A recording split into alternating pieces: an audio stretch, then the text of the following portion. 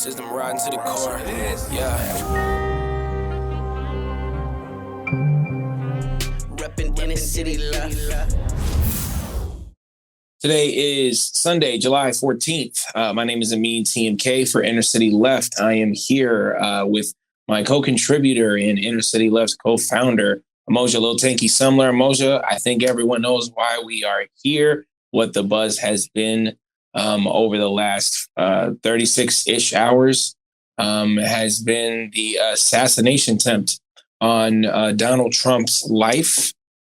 And we'll get into that. I just want to read a little bit about this and jump in at any time. So this was July 13th, which is yesterday. Thomas Matthew Crook attempted an assassination on Donald Trump. He is from Pennsylvania, apparently from a middle-class family. He is a registered Republican, described as right-leaning, though at one point donated to a democratically aligned political $15. action. He donated $15. Okay, which was $15. $15. Okay, it wasn't like this motherfucker was no big dealer. I mean, I just need to get that out the way. $15. Yeah. On top of the roof, we talked about this a little bit. Let's talk about. This is our friend Echel, great actress and singer. She sent me this text and she was like, was this a hoax? Was this put on as a hoax? And I think that that's the conversation that people are asking themselves, right? There's only a few ways that this could have been. Number one, this was somehow set up by Trump's team or someone within the campaign to galvanize his voters or, bring them to some sort of rally cry. The other thing is obviously that this was orchestrated by the Biden. Again, I'm not trying to speculate. I'm just saying this is what people are believing. I guess I am trying to speculate. The Biden campaign, obviously Trump is leading in every poll that you've ever seen over the last few weeks. And the third one, which I think the FBI would love for every one of us to buy, which is it is a lone gunman. And again, I don't want to say that any of these are right or any of these are wrong. We don't know, but we do want to talk about the facts. So let's talk about this being staged as a hoax, which I think many people are talking about. Can you talk a little bit about why people think that? And just, again, your thoughts and feelings on this as you see it. So one thing I want to say off the rip is I want to be careful with this because what we're doing is we're just expostulating based upon the evidence that we see. It's hard to believe that the Democrats would have had anything to do with this as like the DNC, right? Because that's not their modus operandi. Like they, at least as far as their messaging goes, there's nobody with that kind of raw, right? Maybe Hillary, who knows? But she's not on the ticket. You know what I'm saying? We do know that the Supreme Court has recently stated that any operation taken place at the behest of the president has a certain level of immunity. However, if it was government shooters, they would have got somebody they could shoot. The government don't miss. Please hear me when I say the government don't miss. And so the fact that this person is alleged to have taken 4 shots, he grazed Trump's ear. There is a report of 1 person dead and 2 people injured, I think severely injured. There's just a lot. I'm a shooter, okay? I think everybody knows that. Tanky, is not Amoja the liberal Sumler. I'm a shooter. And that's not the person in question used an AR-15, which is a more than competent weapon.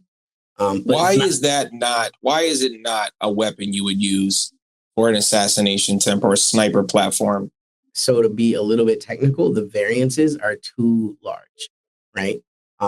It's not a sniper weapon because very few snipers would use a semi-automatic weapon. That's just not what you want.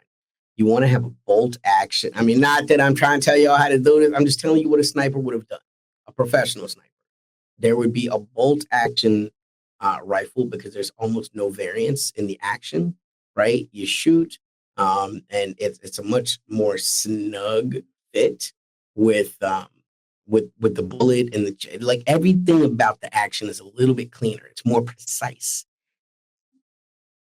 Muzzle rise, right, which is the propensity of a firearm to rise on the second shot, right? You don't want to be relying on second shot. A second shot's never going to be as good as your first shot.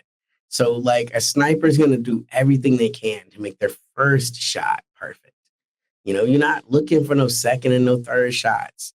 So those are things that's hard to believe, right?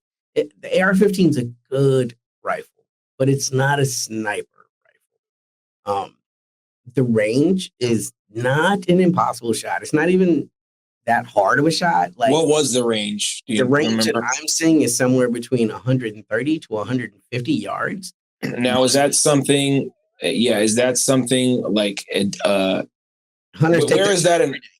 Hunters take that shot every day. The average hunter takes that shot. A good to great hunter can make that shot with ease. And we're not even talking about a sniper. We're talking about a hunter. Someone trying to get a deer, or a bear. That, you don't want to be that close. It's a rifle.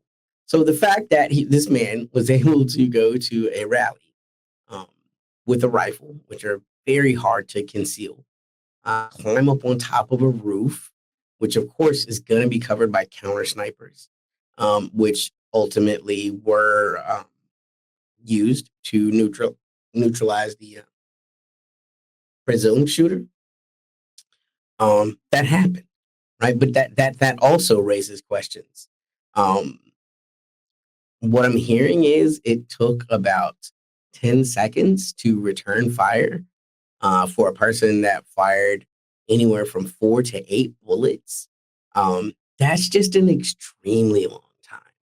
10 seconds, it doesn't sound like a long time, but in a shooting situation, especially when you are a professional shooter, like the good people of America's Secret Service are professional shooters. Like 10 seconds is a long time from someone swinging at you, Right. A bullet is an initial reaction, like especially being shot towards, I mean, you may hear bullets often, if you go to a range or maybe you're in an area where people just shoot guns, but being shot towards, I feel like is a totally different feeling and vibe. And, like you said, if someone is able to climb on top of a roof, especially within 150 yards feels weird, right? Because that says to me, like you're close enough to almost throw something at this man. You know what I mean? Like, you're a stone's throw. And when a footballer could kick a soccer ball definitely that far, 150 yards. Yeah. The average footballer could kick when I watch, the movies and stuff like that, I always think a sniper is 300 yards away and, with maybe a spotter. Can make a shot up to about a mile away. So, wow. And that's significant difference. So let me ask you, I mean, the question is, why would someone choose this position? Why would someone, does it feel like, okay, here's my real question. At what level of amateur status was this attempt? And in what level was it like professional? Again, we have to get into a little bit of speculation. And so I just want to say this is just theorizing, thinking about the situation as it exists and trying to give you all the best information I can. This person is not a new shooter. At least if they were, they're a poser, right? Because they're wearing the shirt of a demolition ranch, which is like this big shooting platform, shooting YouTube channel, so like, this person clearly followed gun culture. They were a registered Republican. They were 20 years old. Like these are odd things. These are odd things. But the thing that to me is perhaps the oddest in all of that is the 10 seconds for a counter sniper. There's only a couple of places that the bullets could have come from. And, you're going to have a counter sniper on every one of those areas that's deemed as a potential hotspot. So the fact that it took 10 seconds to return fire and neutralize a potential shooter is, again, it's hard to believe, right? Like, those are the ways where it's hard to believe the story as told, right? Like there's just some things that don't add up. A Most 20-year-old from Pennsylvania, he was a local though, and that's important. He was a local. He was a person that was from the area. He came to we don't know what his motivations are, and I guess that's another thing, right? Aaron Bushnell left a manifesto. This person has to understand it's a one-way ticket, bro. Like you're trying to hit a United States candidate for the and it seems that office. there's a lot to talk about here, but I wanted to mention this to you. I don't know if you remember this. Does Gretchen Whitmore ring a bell to you? No. I'll tell who she is. She's the former governor of Michigan. Okay. And as you remember, she was a part of a kidnap plot. Do you remember this? We talked about this actually on the podcast way back in the day. Mm-hmm. And basically what happened is the further that they went in here, and The Intercept did a really good article, if you want to go here and read it, they were basically saying that the FBI sort of buttered them up for this, gave them a bit of training, gave them a bit of intel, and sort of let them roll with this. And they just, I believe earlier this year, were convicted, and there's a lot of questions still around that. But basically that the FBI set them up as pansies, the best, whether it be. Has it happened before? Absolutely. I mean, I just want to say, is there historical context for this? Is perhaps the greatest infiltration mechanism the world has ever known. Again, as a person coming up from the Black tradition of freedom and liberation, right? We watched all of our movements get infiltrated by law enforcement and federal agencies. Fred Hampton, all of these guys, right? We watched these things happen. So that's certainly a possibility. It's important to, again, we've talked about this on this show before, but acknowledge that the state is a living, breathing organism. And Donald Trump is not the state. Biden is not the state. They are at best representatives of the state. And the state will do what it has to do to protect itself at all times. What's the likelihood that this is a lone gunman like the FBI would want you to believe? The whole concept of lone, right? What does that mean, right? We could say there's a possibility no one pumped this guy up to do this. There's that possibility. There's a possibility that no one had any intel that this was going to happen. All of these things are possible. Now, what they would point to are huge intelligence failures, which makes it hard to understand since the government spends so much time reading everyone's emails, listening on all of your smart devices. This is exactly what Snowden talked about, tagging you, geotagging you, knowing where you are at all times, and having AI predictive models making guesses on your emotional state and what your probability of action are. These are real things that are happening at almost all times, right? So that all of these things failed, it is possible, but it's unlikely. But let's say it was, right? Let's say no one gave him any coaching. No one gave him, he wasn't working with anyone. This clearly wasn't a well planned out operation. What's hard, it's still possible for all those things to happen. And then the state to give this person a chance, right? Like once the failure has happened, it's like, let's give it a shot. No pun intended. Let's give him his try, right? And then, after 4 shots, when it's clear that this person is not capable of performing at this level, right? You have to do something. And so 10 seconds passes and the decision comes in. Okay, he's had his chance, neutralize the shooter, right? Who knows? Yeah, just speculating. I think essentially what it is the United States has such a diabolical history where everything is on the table, every psyop is on the table, and it is very difficult to parse through what is real and what is implanted. And these are important things, right? When we talk about what freedom of information is, right, and what a constitutional republic is supposed to look like, or democracy, where ultimately there becomes some ability for the state to have some type of accountability to its population. But we live in a state where information is destroyed or redacted, right? So this information might never see the light of day. There is no real accountability. We still don't know what really happened with the JFK incident, and that was way before I was born and before you were born. At what point does the state feel obligated to be honest with the people that it purports to represent and protect? Right. So again, this is not the first assassination attempt we've seen this year. If you follow geopolitics, right, and just to quote the famous neocon, the absence of evidence is not the evidence of absence. So just because we don't have data about what happened, like I really hate to even have to quote him, but I mean that's the only quote that makes sense in this situation, right? We just don't really know what happened, who knew what, but it's a lot of coincidences, right? If this was truly a lone gunman, it's disturbing. It's disturbing because it shows just a significant number of failures, and not just with the Secret Service.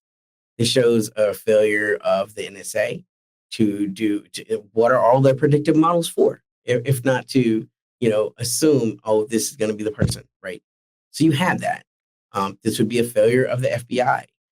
This would be a failure. You see what I'm saying? Like this is. I mean, and then they always way more than the Secret Service. They always pump up sort of this idea of like Antifa, and what they're doing is they're stopping leftists. That's what they're out there. That's where all the information is. You never see a leftist accidentally make it and do something. No, they always seem to catch us immediately. Not us, obviously. I would never commit a crime or anything like that. Neither. I know neither would you. I mean, the First Amendment is the like First and Second Amendment, man, talk your shit, bust your guns, right? So like I would never do anything illegal. I'm just an American doing American things. I'm just following the rules of the Constitution, my friend. So I think that, like, okay, I have another question. And again, we can speculate all day, but this is really what's blowing my mind. How does someone get an AR-15 into a presidential debate? A presidential rally? Yeah, getting an AR-15 is fucking not hard at all. Getting it into that type of a place is extremely difficult. Right. But again, we know that, right, for a fact. Trump, as a rule, tends to be a little bit more lax with the security protocol, because we can go back to January 6th and there's speeches where he himself was talking about, the Secret Service is coming to him and they're saying, oh, these guys got weapons. And he's like, these are my people. Like, you know what I'm saying? Like, that's a real thing that happens. So like you can end up with these kind of things where like the Secret Service, in spite of their best efforts, have been countermanded by the person they're attempting to protect. Right. I mean, again, January 6th, we go back to, stories of Trump literally jumping to the front of the limousine and grabbing the wheel and steering to go back to where all of the Proud Boys were. Like these are matters of known. I mean, look, everybody doesn't know it, but it is a matter of record. It is a matter of record. It's part of the congressional record. This stuff is out there to find. This is not conspiracy theory. This stuff has been read into the rules. Yeah, there's a history of presidents getting shot in this country. Right. I mean, there's a history of the Secret Service and how, they secure an area. And I remember, there's always some news special on the Secret Service too. Like, look at how when they were talking about when Obama was in office, they would secure a block before they even drove down it. Absolutely. And it seems to me very interesting, because not only is this the presumptive Republican nominee, this is a former president. This may be the number one or number two most highly coveted, person in, the United States government in terms of liability for an assassination attempt like this. And it seems pretty interesting to me that other people, we have photos of people pointing to the sniper on the roof saying, hey, this guy has a gun pointed towards the president, the former president. You had eyewitnesses that went to the BBC and said exactly that they had went to the police, went to the Secret Service and said, hey, this guy's acting weird. And nothing happened for quite a bit of time. All of those things. But there are other things that are at play, right? Because geopolitics means looking at everything. And one of the things that Americans do is they tend to distill down and just look at themselves. Very hard to believe that a Democrat would do this because that's not the way Democrats are built. Not at least, how about this? It's not the way that people who vote Democrat are built. The Democratic Party is plenty ruthless in its own way. Please do not for 1 second think that I'm insinuating on any level that they don't got the. I mean, Obama killed someone every 20 minutes. He And wrote bragged his about it. book. I discovered I'm pretty good at killing, right? Which brings us to the whole other thing about, you know, Trump is not some innocent person. This person has ordered deaths of people. He ordered the death of the Iranian general Soleimani. It almost started a war, right? Like these are people that have blood on their hands. And that's what brings us to my finer point. In the world of geopolitics, this is bigger than America, right? One of the things that I was saying when I was going over my analysis of the Ukrainian war, which is something I do day to day, right? The Ukrainian Nazis are talking about, hey man, he need to be careful. If only he could have, right? Because they have their own agenda against this person who they feel like will not allow the continuation of their war against the Russians, right? And these are not baseless threats. Like these are the same people that took an assassination attempt at, was it the president of Slovenia, yep. Right? They hit him. He lived, but we know for a fact that there are hardcore people in this Ukrainian resistance. They're not all in America. I'm sorry, they're not all in Ukraine. They're all over the world now. And these people will kill to make their point, or at least try to kill. So, just even hearing chatter, about Ukrainians, having thoughts, comments, recommendations, you know what I'm saying? Like historical recent historical context says they pull up and shoot at world leaders. So, we could be missing the forest for the trees.